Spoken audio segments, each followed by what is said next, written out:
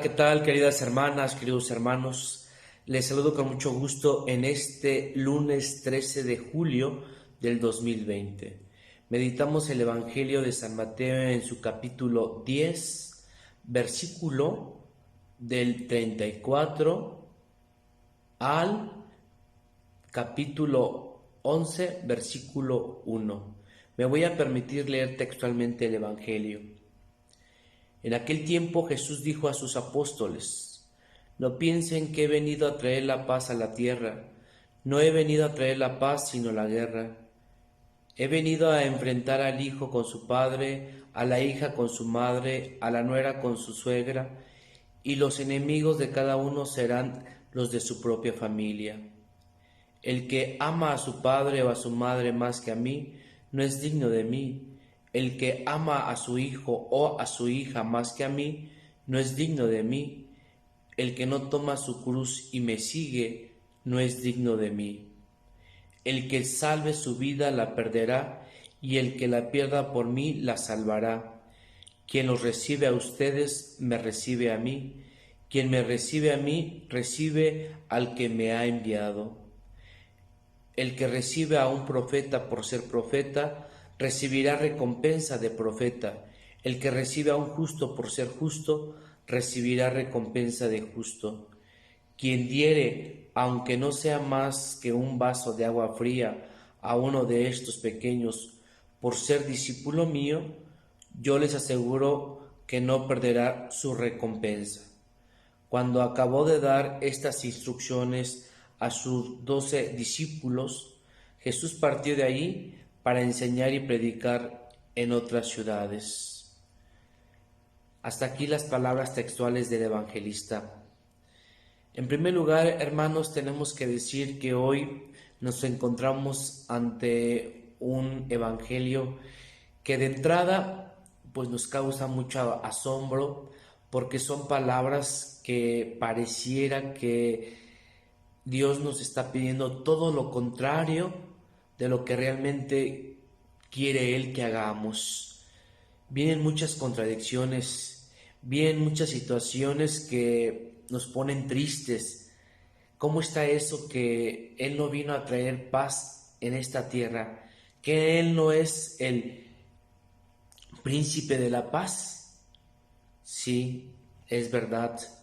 Sin embargo, tenemos que leer este texto en su contexto. Acuérdense que les está dando las instrucciones a sus 12 apóstoles. Les está diciendo realmente cuáles son las consecuencias del reino. Y bueno, para entender este evangelio tenemos que irnos al Antiguo Testamento. Muchas veces vemos cómo los profetas, quienes son la voz de Dios en ese tiempo, porque van anunciando la justicia y la paz, van defendiendo al pobre, al sencillo, como muchas veces termina el profeta primero difamado, calumniado, atropellado en sus derechos, porque los poderosos de aquel tiempo no les conviene que él siga predicando, y entonces le causa problema. Es decir, predica la justicia y los poderosos de aquel tiempo están en contra de que él predique esa situación porque a ellos no les conviene. Y por eso causa problemas, por eso causa guerras. Y es verdad. Entonces, hoy tenemos que decirlo con mucha sinceridad, pero también con un sentido esperanzador, donde necesitamos ponerle más ganas a la predicación del reino, porque no vivimos ya en tiempos totalmente cristianos. Hoy vivimos un mundo totalmente secularizado. Antes se podría decir que las familias eran cristianas, que las familias en su mayoría iban a misa y eso era tan común. Ahora no. Ahora el ser cristiano, aún más el ser católico, es signo de contradicción y hay mucha gente que dice: ¿A poco todavía tú crees en eso? ¿A poco todavía crees como en esos jueguitos de la iglesia? Y empieza a suscitarse situaciones que empiezan a ser signo de contradicción, ¿sí? Incluso las divisiones vienen a ser en la propia familia. Los hijos en contra de los papás porque creen en Dios, porque practican los sacramentos, de manera especial la Eucaristía. Y entonces viene a causar una división. Y es verdad, hoy Jesús lo está poniendo sobre la mesa. Los tiempos son difíciles, los tiempos agudizan porque los poderosos de este tiempo han modificado la situación cristiana.